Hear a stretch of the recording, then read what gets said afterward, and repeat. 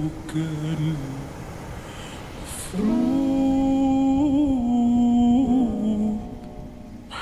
ماشي.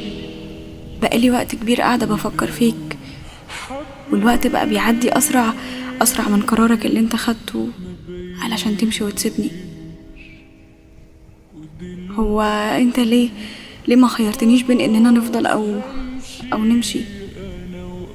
ليه مشيت وما سبتليش الفرصة علشان اختار؟ ليه اصلا ما كانش ليا حق الاختيار؟ ده حتى قرار الرجوع ما بقاش في ايدي، بقى مرتبط بكرامتي. وهم دايما بيقولوا ان مفيش كرامة في الحب، بس انا مش مقتنعة بكلامهم ده. اصل احنا ايه بقيلنا بعدها؟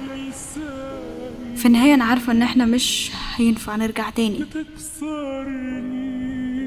بس انا برضو لسه